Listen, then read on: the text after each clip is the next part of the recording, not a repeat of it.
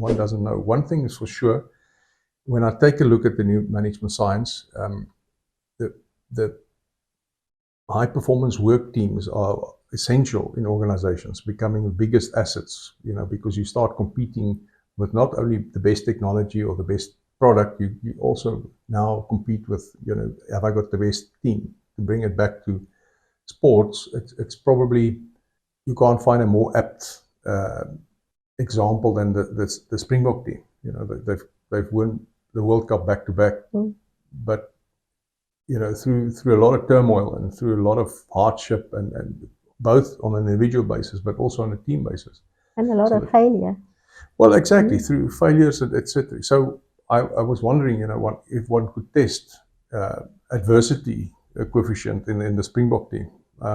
It's probably going to be, quite high, and it's something that Rassie Erasmus has actually done, my point of view, has done very well to harvest that intelligence, if you like, that adversity intelligence. But to bring it back to business, there are so many things, and I've got a couple of books here from John Cotter that talks about leading change, the balanced scorecard thing that I think a lot of the viewers will be familiar with, from Kaplan Norton.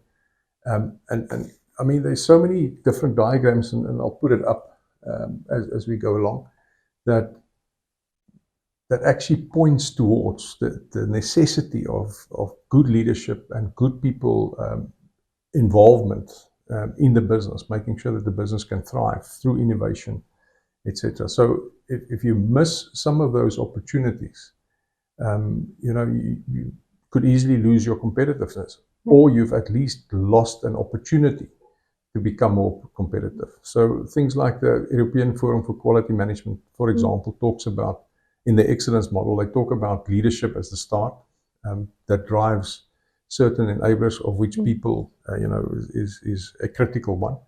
So you obviously want your people to perform as best as they can. So some of the guys talk about the psychological climate, the 8 dimensions of a psychological climate, for example. And I'm not going to go through each one of them, but the couple that stood out for me is, things like trust. It's something that obviously needs to come from somewhere. Two people don't just trust each other automatically. They have to have a certain level of, I would think, emotional intelligence in itself, but social intelligence, and then adversity intelligence. If they share, for example, again in the Springbok team, if they share a certain level of adversity, hardship, etc., and they made an opportunity to work harder to get into a Springbok team and to perform better. That to me is a common denominator, which they will then talk about quite easily, to build that trust, as an example. Things like integrity, competence, loyalty, and we'll talk a little bit about openness later on. But those are the things. If you don't give somebody recognition as an example for something that they've done, is that a lack of a certain type of intelligence, for example? Is it something that one should develop as a leader?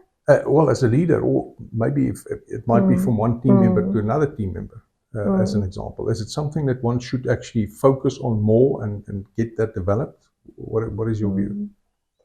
Yeah, a lot of leaders, I think it also goes with personality types. A lot of leaders don't have that kind of leadership kind of skill to, they feel someone gets paid to do a certain job, and it's not necessary to tell them, well, you've done the job well, because it's their job. They're supposed to do it well. Why will you compliment them on doing their job that they get paid for? It's kind of a mindset.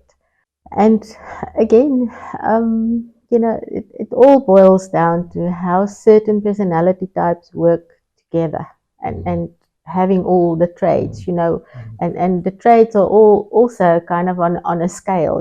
Someone might have some of it, but not all of it. Say emotional intelligence, they have some of it or knowledge of it, and they might not have it like naturally, but they try to kind of imitate and kind of learn the emotional intelligence a little bit, and they might not have got it all down to a perfect art yet. So I think it's about a personality thing more than anything else. Okay. Yeah.